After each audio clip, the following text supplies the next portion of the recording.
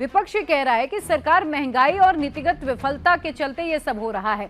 विपक्ष का आरोप है कि सरकार के इथेनॉल नीतियों में स्पष्टता न होने और अनियोजित निर्यात नियंत्रण के कारण बाजार में भ्रम की स्थिति बनी हुई है और इसका सीधा असर आम जनता पर पड़ रहा है। विपक्ष ने सरकार को घेरते हुए कहा कि त्योहारी सीजन में रसोई के बजट पर सीधा सीधा असर पड़ रहा है और सरकार महंगाई रोकने में पूरी तरीके से विफल रही है।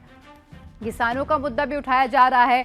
यह भी तर्क दिया गया कि चीनी की कीमतें बढ़ने के बावजूद गन्ने की लागत के अनुपात में किसानों को समय पर जो भुगतान है वो पूरा नहीं मिल पा रहा है।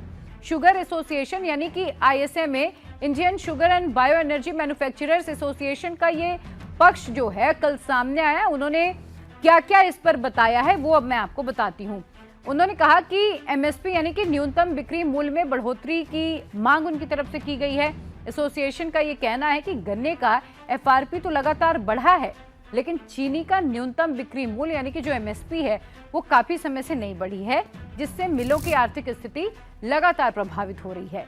उत्पादन लागत का गणित भी उन्होंने समझाया। मिलों का ये तर्क है कि कच्चे माल यानी जो गन्ना है उसके प्रोसेस की लागत बढ़ने के कारण चीनी के दाम में थोड़ी जो बढ़ोतरी हो रही है वो स्वाभाविक है, ताकि किसानों का भुगतान बिना देरी से किया जा सके। संतुलित एथेनॉल नीति की बात भी उन्होंने की।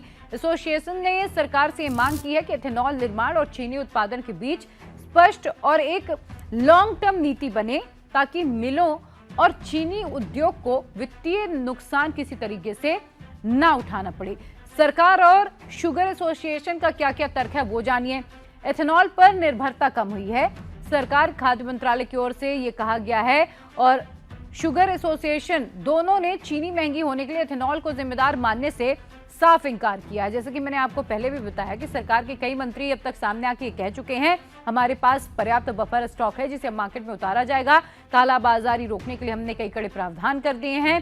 सरकार ने यह भी कहा कि एल नीनो सबसे मुख्य कारण है जिसके चलते मानसून प्रभावित हुआ है, पैदावार कम हुई है और इसलिए भी चीनी के दाम बढ़े हैं। ये सरकार का तर्क है और शुगर एसोसिएशन की तरफ से भी कहा गया कि एथेनॉल का इससे बहुत ज्यादा संबंध नहीं है। सरकार के आदेश के अनुसार देश में एथेनॉल बनाने के लिए अब केवल गन्ने का इस्तेमाल नहीं होता, अब इसका लगभग 75% हिस्सा मक्के और अन्य अलग अलग अनाजों से बनता है। डायवर्जन का जो घटता प्रतिशत है वो भी कारण है। एथेनॉल के लिए चीनी का डायवर्जन जो पहले 2022-23 में 12% था वो घटकर 2025-26 में 9% तक रह गया है। लेकिन अब आपके मन में सवाल होगा कि जब ये सब कारण नहीं तो असली कारण क्या है, इसके पीछे की वजह क्या है, तो अब वो भी आप समझ लीजिए। फसल का नुकसान मौसम के चलते हुआ है। अत्यधिक बारिश और बीमारियां जैसे रेड रॉट जैसी जो बीमारियां फैली हैं उसके कारण देश में गन्ने का कुल उत्पादन अनुमान से लगभग 37 लाख टन कम रहा है। दूसरा कारण जमाखोरी और सट्टेबाजी। आप जानते हैं चाहे वो शुगर हो, हालांकि शुगर ऐसा पहली बार मौका आया है जब इतनी ज्यादा महंगी हो गई है।